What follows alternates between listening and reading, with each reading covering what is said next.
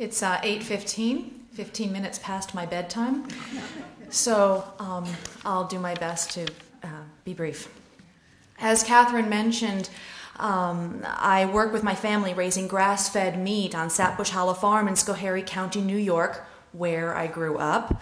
And my husband Bob and I also operate an independent publishing company, Left to Right Press, which we are shamelessly promoting in the back of the room. And we created that company for the purpose of publishing my writing in a way that honors our regional economy and ecological concerns while still enabling us to gain enough income so that I don't have to worry if I'll ever make it to Oprah Winfrey Show. Not likely. I've written a couple cookbooks about grass-fed meat, but my most recent book, as Catherine mentioned, Radical Homemakers, is probably what brought me out here this evening.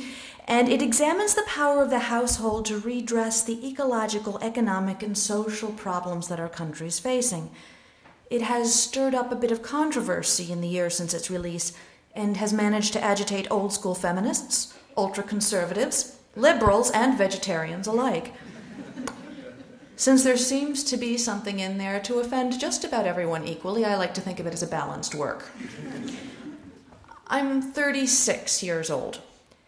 For the past 10 years or so, I've had the pleasure of seeing my family's vocation, raising grass-fed meat, suddenly recognized as a viable livelihood critical to the sustainability of our culture, not only for the food security that we're providing, but also for our economic and ecological contributions.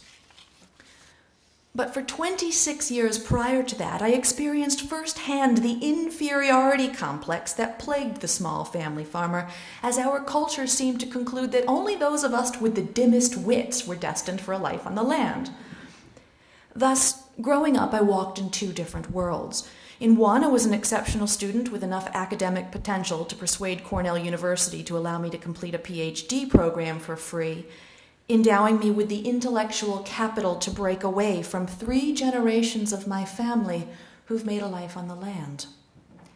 Provided I was willing to leave my family, my home, my farm, and my community, I could enjoy an income substantially greater than my parents, aunts, uncles, or grandparents. In the other world, I remained a farmer's daughter, familiar with simple life skills, food production, preservation, cooking. And those were the things that, when combined with my family's land resources, could enable me to live well, eat terrific food, stay home with my children, work side by side with my husband, be near my family, and even have time for afternoon naps.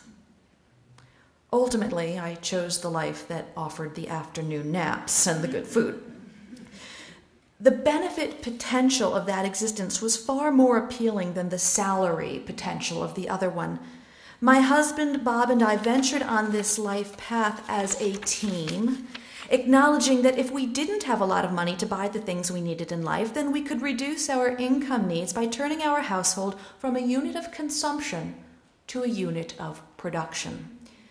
Despite our low income, we discovered within a few short years that our net worth and economic security were suddenly significantly greater than our peers who had taken different paths.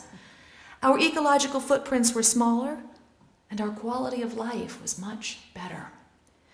At the same time, we grew into our family's grass-fed meat business, taking on more responsibilities and learning more about marketing our products.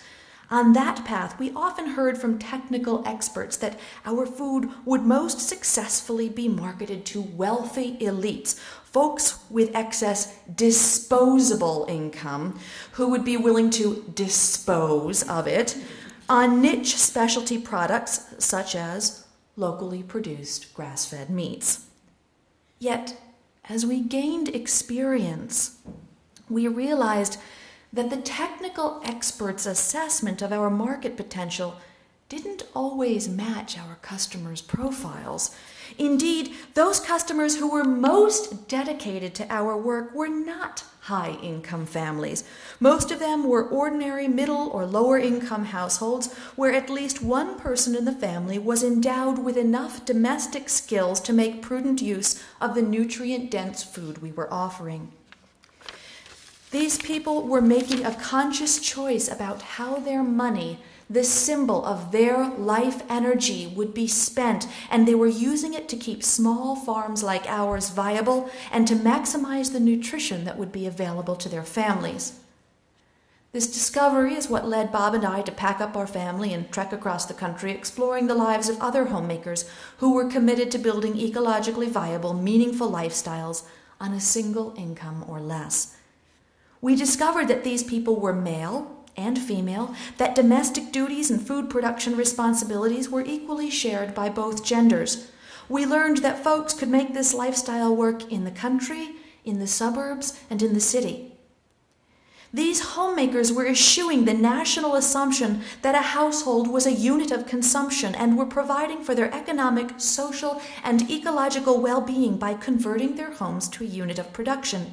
They produced what food they could. They were skilled at operating within a life-serving economy as opposed to an extractive one. And they cultivated sophisticated relationships with family and friends to provide for the needs that they could not make or buy. So Bob and I learned that we were not alone. We were not quirky wackos eking out a lifestyle that's by all conventional standards completely impossible within the United States. We are in the company of many other intelligent, integrity-driven souls, and together, men and women both, on the farm or in the city, we are working to transform America's culture to one that is defined by ecological, individual, family, and community well-being. Thank you.